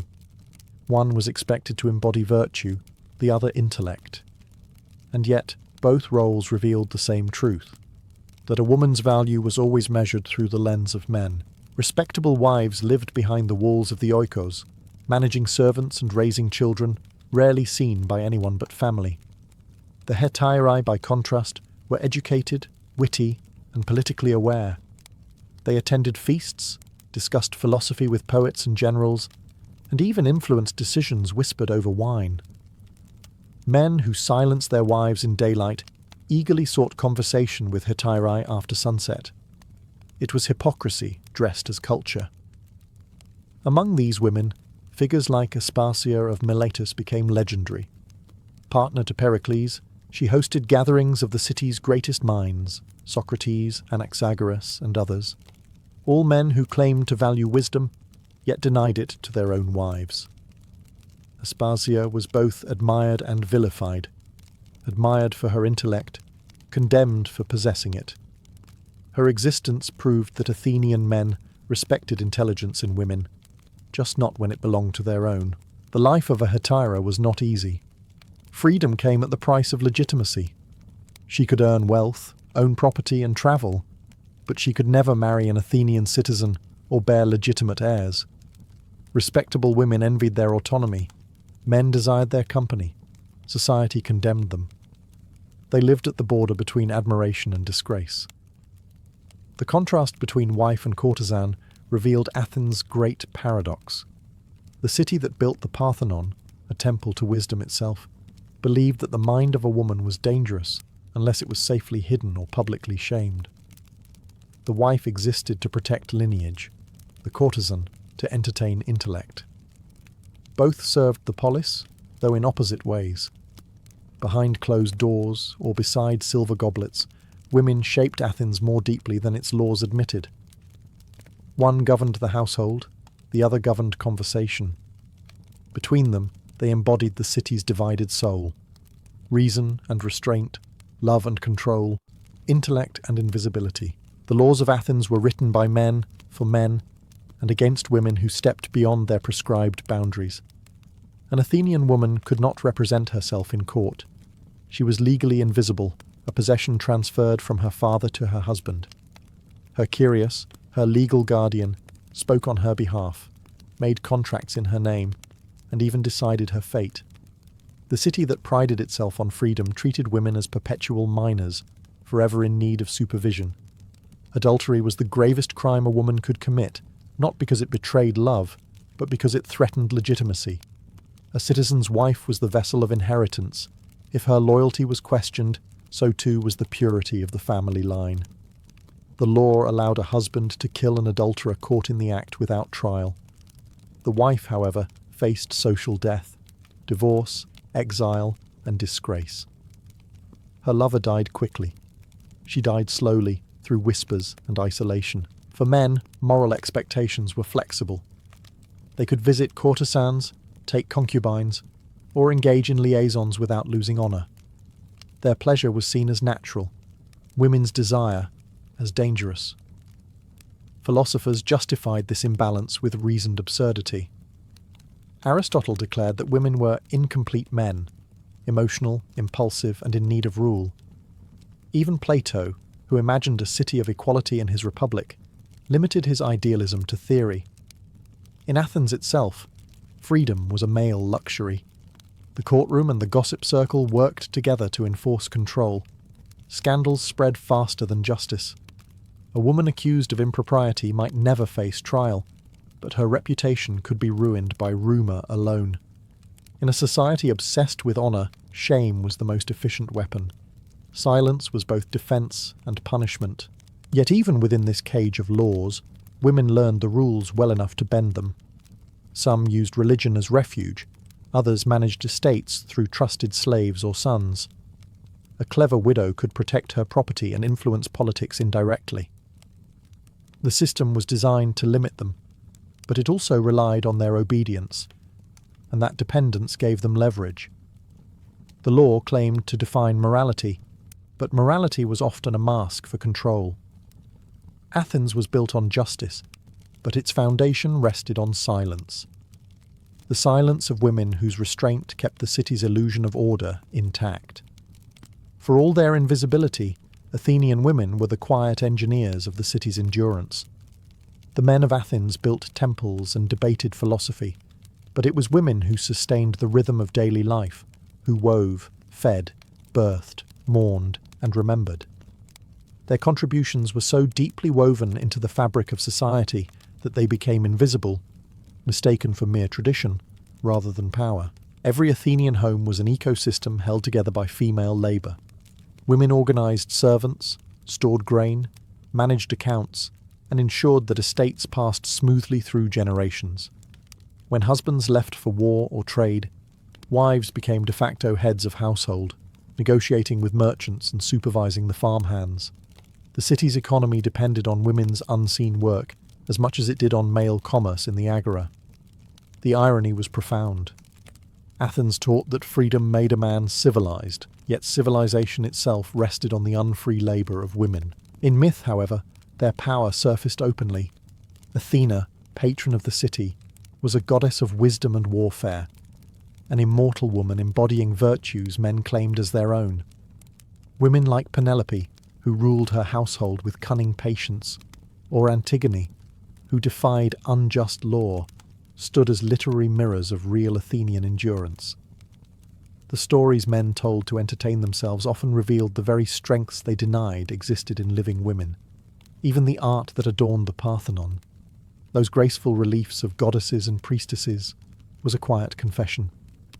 Men might carve marble, but they immortalized women in it. Every woven peplos, every domestic shrine, every whispered prayer tied women to Athens' cultural heartbeat. By the late classical age, the cracks in this silence began to show. Philosophers debated virtue, dramatists questioned power, and playwrights like Euripides gave women sharp tongues and sharper minds. The city's walls might confine its women, but its stories could not.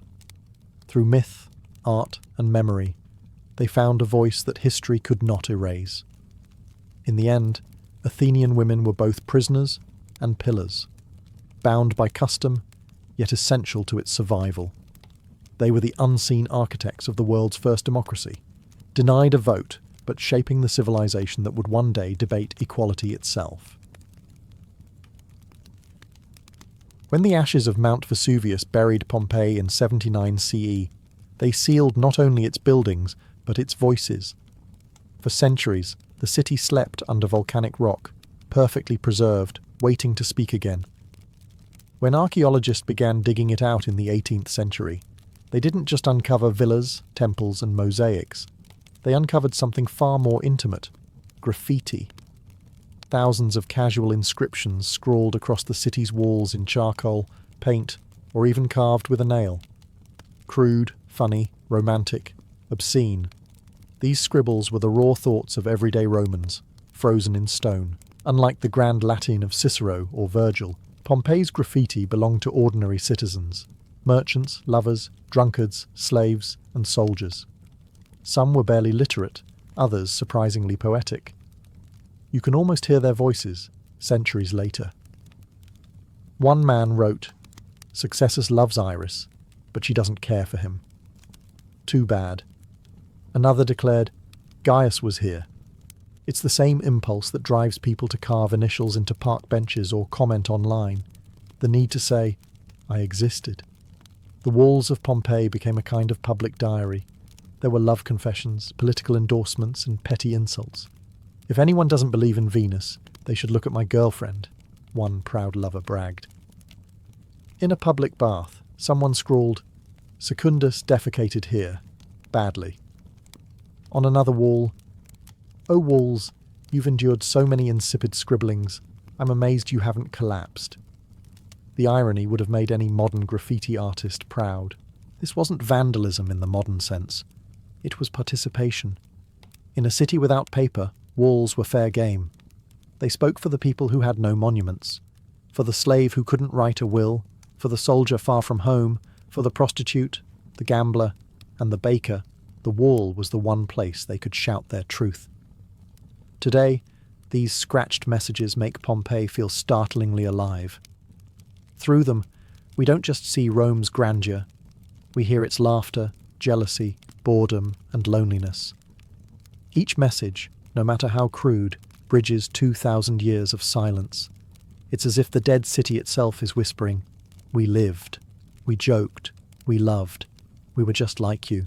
Pompeii's walls were a blank canvas for its rowdy citizens, and nowhere was the ink wetter than in its bars, bathhouses, and brothels. Romans didn't write graffiti in libraries or temples. They wrote it where the wine flowed, the gossip spread, and inhibitions dissolved. These were places of laughter and indulgence, where a man could flirt, boast, or vent without consequence, or so he thought. 2,000 years later, we're still reading his drunken thoughts.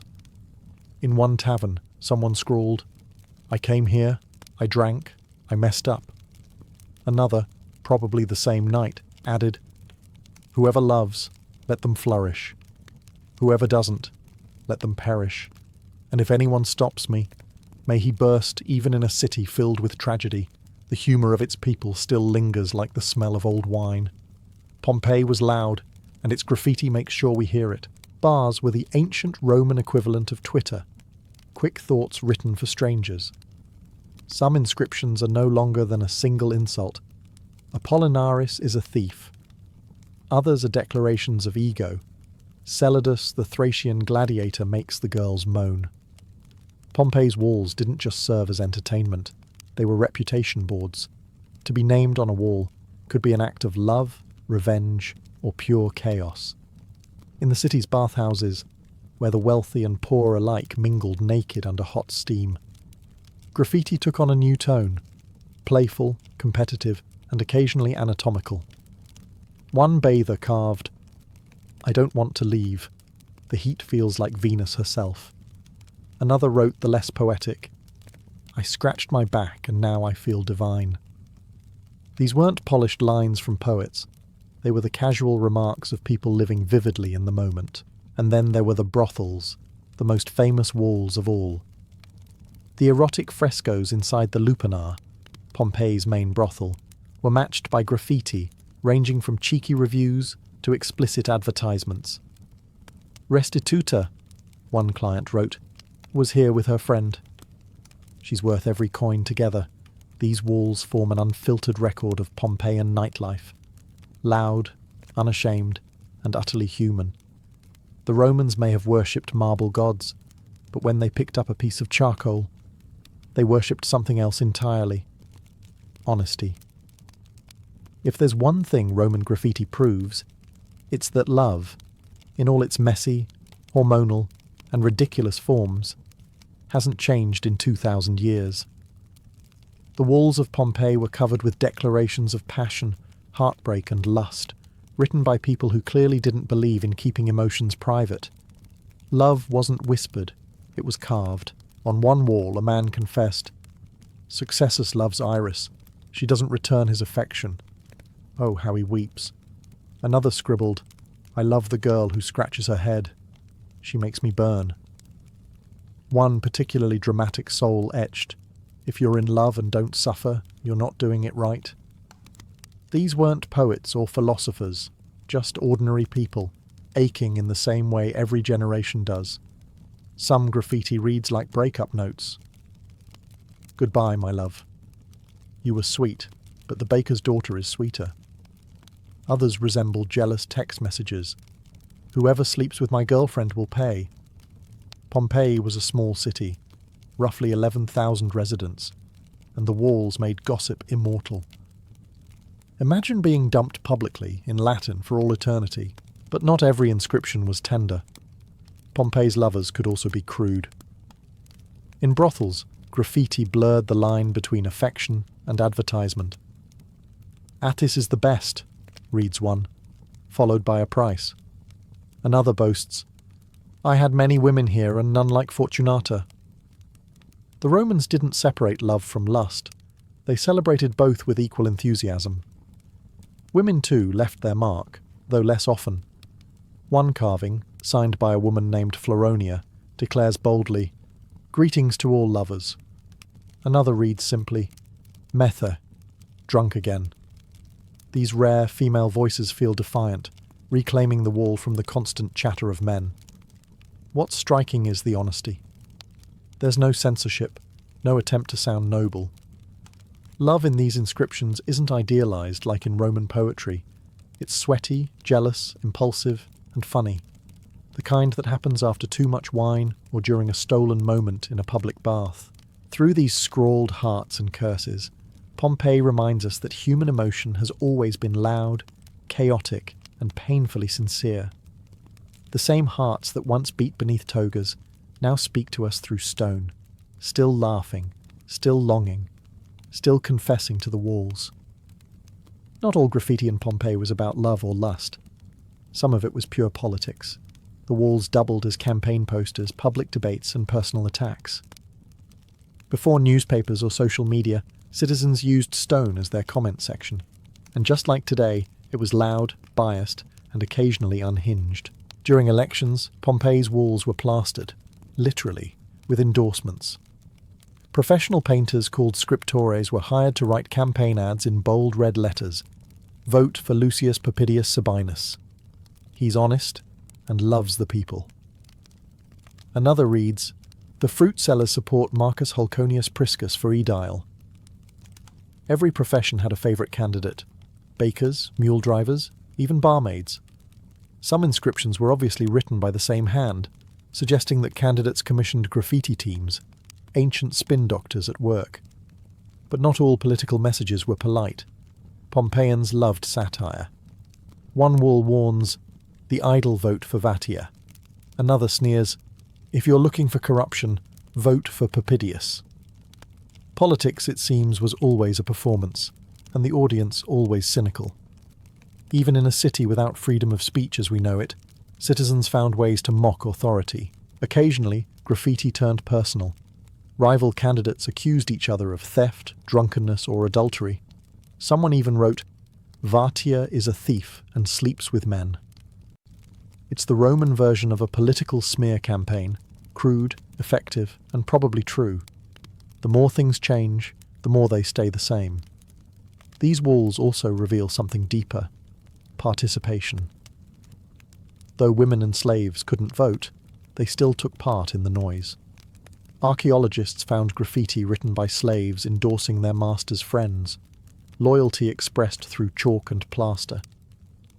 Others simply mocked their betters, enjoying a few lines of rebellion while no one was looking.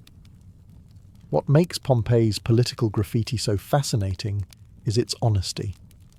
The marble inscriptions of Rome glorified emperors. Pompeii's walls captured the gossip of democracy in miniature. It wasn't about ideals.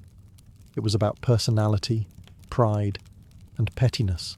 2,000 years later, the red campaign slogans still cling to walls like faded election posters.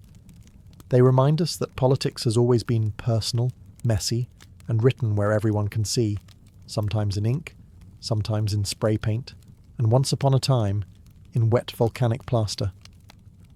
If ancient Rome had a comedy club, it was Pompeii's walls. The city's graffiti shows that Romans loved humour, especially the kind your grandmother wouldn't approve of.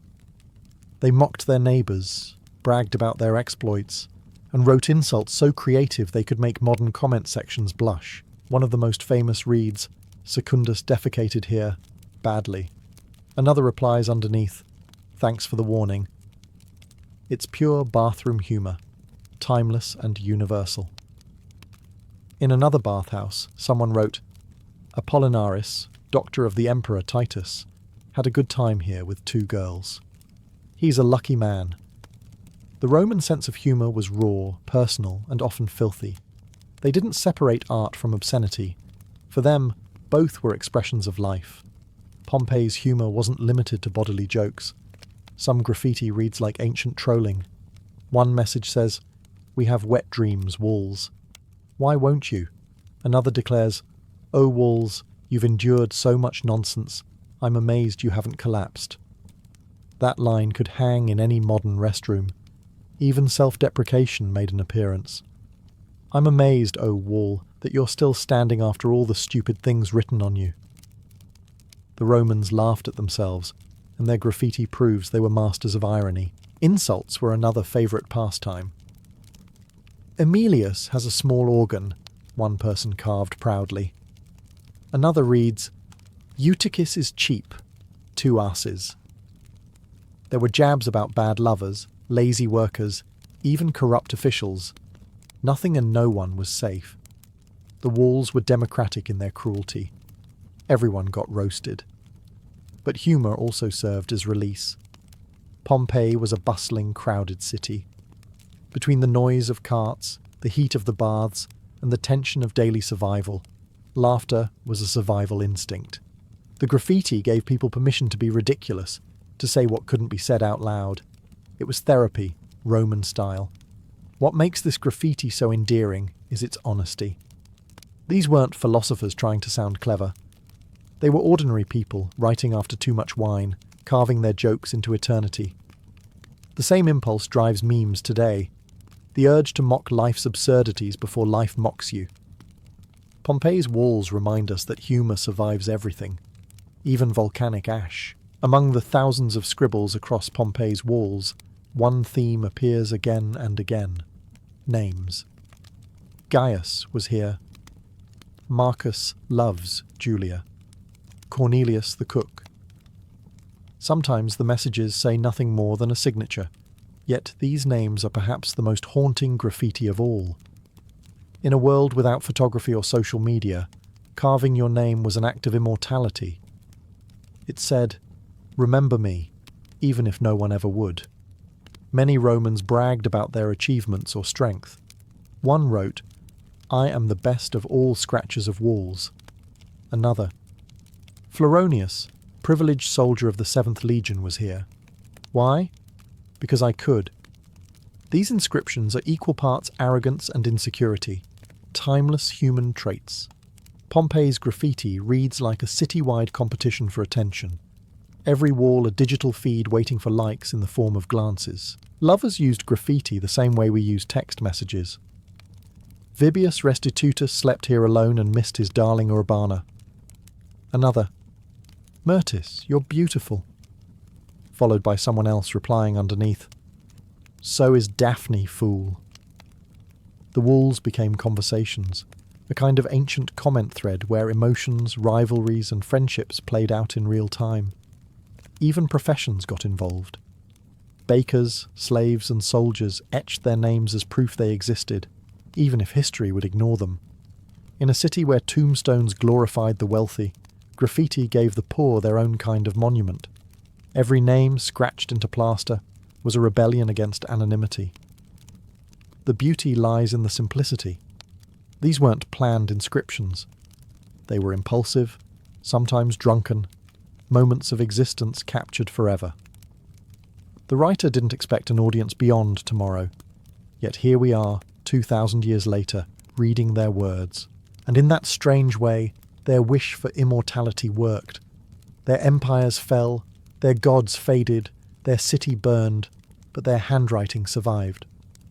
We may not know who Marcus was, or whether Julia ever loved him back, but we know they lived and laughed and hoped someone would see their names. Every scratched letter in Pompeii's walls reminds us of one universal truth. Humans have always wanted to be remembered. The Romans didn't build the internet. They built the first wall posts. If Pompeii's walls could blush, the brothels would have kept them red forever. The Lupanar, the city's main brothel, was not just a house of pleasure. It was a museum of graffiti. Its cramped stone rooms, decorated with erotic frescoes, became confessionals where clients, prostitutes, and voyeurs all left their marks. What they wrote wasn't poetry. It was marketing, bragging, and raw humanity carved into plaster. Each small cubicle had its own messages. One reads, "I had a great time here with the girl from Syria." Another boasts, "Myrtis was wonderful. I recommend her to all my friends." It's the ancient version of a 5-star review, scrawled after a glass too many of cheap wine. Some men even competed for the best lines. Restitutus had his fill here. May fortune smile on the next man. Pompeii's brothel graffiti proves that customer feedback existed long before Yelp. But the walls didn't just belong to clients. Women wrote back. One worker, probably tired of being romanticized, carved, "Take your pleasure but pay your price." Another scrawled, "I don't want your love, just your coins." Between the crude jokes and sensual boasts, there's a sharp awareness of survival. For many women, sex work wasn't shameful. It was practical, sometimes even profitable. The imagery in the brothel reinforced the same honesty. Above each door, painted scenes depicted couples in various acts, not to shock, but to advertise. In a city with travellers speaking a dozen languages, images were universal. You didn't need to read Latin to know what was on offer. Outside the lupanar, the graffiti continued into nearby taverns and alleyways. One inscription reads, "Take me home, traveller, for I am tired of this bed." Another adds a touch of weary humour. "If you want to know my name, ask your husband." These lines reveal not sin but storytelling, a chorus of voices too often erased by history. The brothel graffiti of Pompeii exposes the heartbeat of a city that didn't moralise desire, it recorded it. For the Romans, pleasure wasn't hidden. It was carved into stone, advertised on the walls, and lived without apology. The volcano took their bodies, but their laughter and lust survived the ashes. Not all graffiti in Pompeii was bawdy or boastful.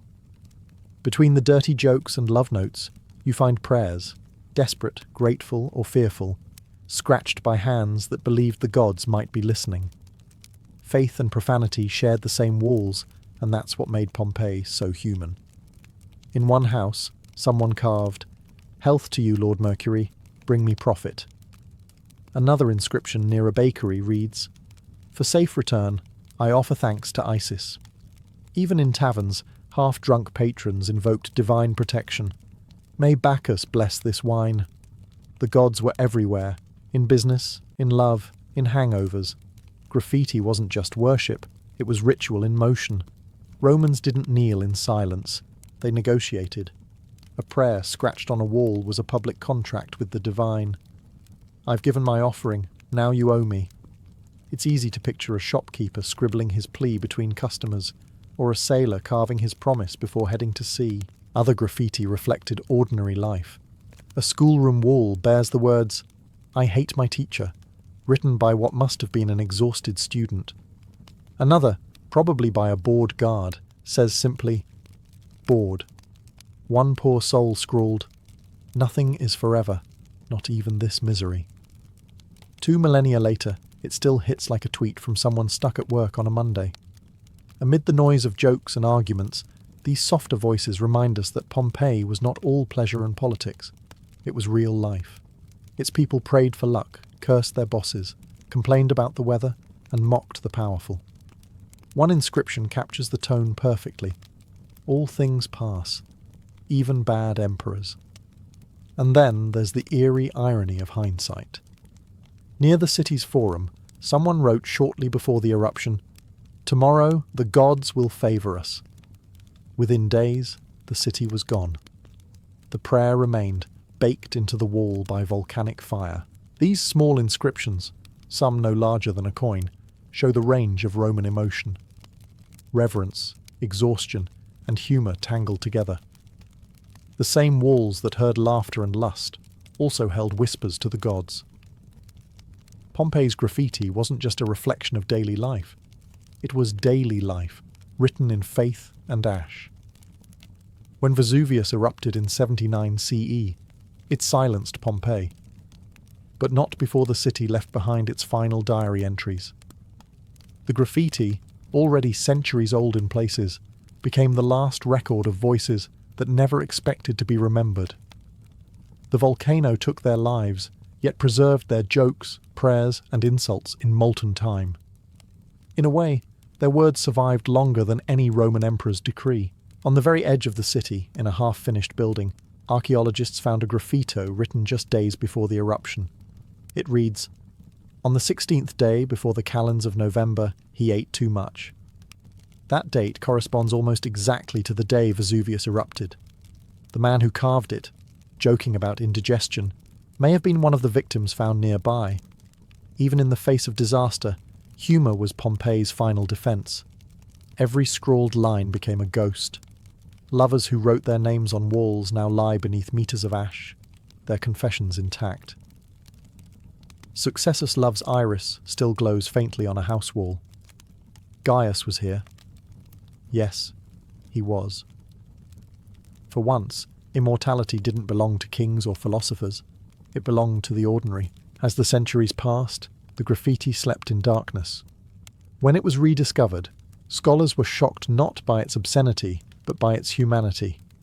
This wasn't the Rome of marble statues. It was the Rome of bar fights, flirtations, and spilled wine.